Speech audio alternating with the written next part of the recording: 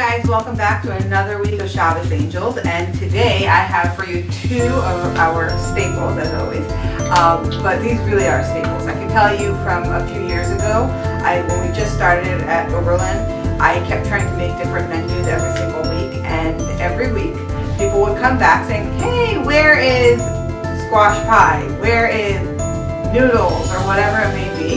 So after that I realized that there are certain things that really are staples and we really need to make every single week, otherwise it's just not Shabbos at Chabad. So tonight I have for you chicken soup, and we're going to make the sesame noodles that we have every week. So here's what we do for the chicken soup. These are all of the ingredients, minus the chicken, which is already in the pot, that we're going to put in. Now, it kind of goes in 3 stages. This is what I do. Chicken goes in the pot together with our peeled and cut up carrots. Some people like to leave their carrots whole. You're welcome to do that. I personally prefer to cut them up. Together with that, we're going to put in 1 red pepper. I find that the red pepper gives it a really nice sweetness, and that's really like the magic. We're going to put in our celery stalks. We are going to put in some cloves of fresh garlic that we leave whole. Don't crush them, just put them in whole. And we're going to put in our onion. Once all of that is in, you're going to fill it up and you're going to put it on the stove. You're going to bring your soup to a boil, and once it boils, okay, once it's already bubbling and really hot, you're going to put in your zucchini.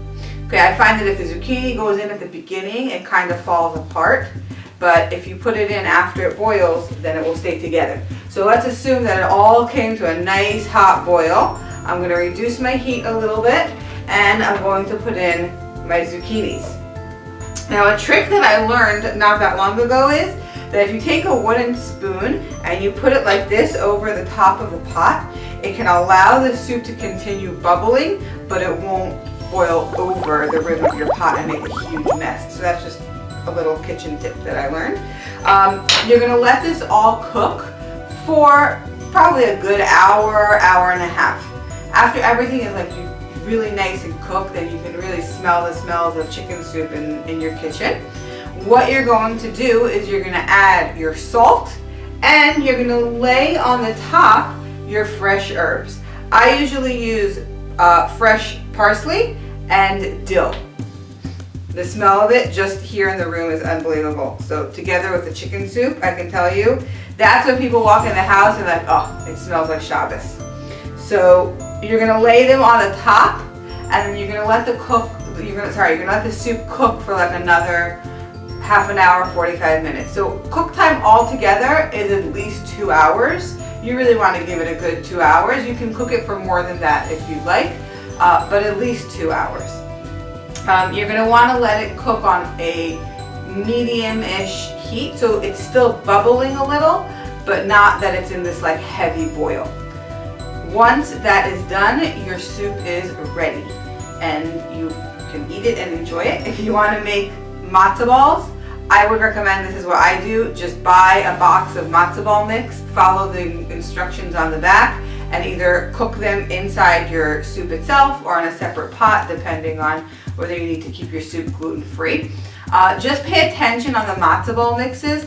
Some of them call for like 2 eggs and 2 tablespoons of oil. Some call for 2 eggs and 1 tablespoon of oil. So just pay attention that you get the measurements right. Otherwise, your matzo balls are going to completely fall apart. So that is chicken soup. I hope you enjoy making it and enjoy eating it. Okay, so the second recipe that we're going to make, as I said, is our sesame noodles. You can make it either with fettuccine or angel hair. Angel hair is usually what you guys get here at Chabad. I find that the angel hair just, the dressing sits really nicely inside it and gives it a really good flavor. But you can use fettuccine as well. So here's what we're going to do. The main thing is the dressing. The dressing has to be cooked. So we're going to get a pot, and into the pot we're going to put all of the ingredients of the dressing. So that is the soy sauce, Then we're gonna add, I actually have, you can see it's separated, but I have the rice vinegar and the oil together. So that's gonna go in as well. So that's soy sauce, rice vinegar, oil, brown sugar, then fresh minced garlic, crushed garlic. Then you're going to add in red pepper flakes. Now red pepper flakes, I wrote in the recipe about the amount that I use. If you really like it more spicy, you're welcome to put more than that. And ginger, powdered ginger. Once you got all of your ingredients in, you're gonna give it all a nice good mix, and you're going to put it on the fire. You're gonna get it to like, it's starting to boil, but you wanna be very careful because soy sauce dressings like this, once they start boiling right away, they kind of like puff up and overflow. So be very careful to keep an eye on it and make sure that you turn the burner down before it overflows and makes a huge mess, because I can tell you that happens to me all the time. You're gonna lower the heat and let it cook for like a couple of minutes, and the dressing will get like a little nice and thicker. Once that's done, your dressing is done. The other thing that you need is to cook your pasta. So that, just follow the box, the instructions on the box, whatever pasta you're using. And while you're waiting for your dressing to cook and your pasta to be ready, you can chop up your green onions into these like thin circles and get your sesame seeds ready. So here is how we assemble this salad.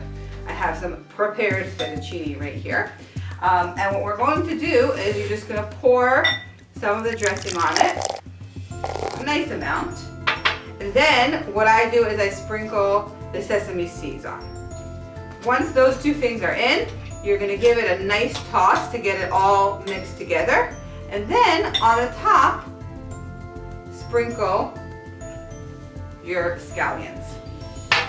This is a salad that you can either make in advance and let it sit in the dressing and like really let the pasta soak it up and marinate it in it, or you can dress it like right before you're about to serve it. Either one works, they're both delicious. The only thing I would recommend, if you are pre-dressing it and letting it all soak, I would recommend to put the scallions on right before you serve it and not let it all sit in, because then the scallions do kind of like wilt and are not as crunchy. Don't get that like little crunch bite when you bite into it. So that is the secret to the sesame noodles. So I hope you try these two recipes and make them part of your Shabbos, because I know that every Shabbos here in Chabad, when I cook for Shabbos and we prepare for Shabbos and we set the table, we're all thinking of you at home or wherever you are and missing you. And I really hope that this can give you a taste of Shabbos and a taste of Chabad at Oberlin.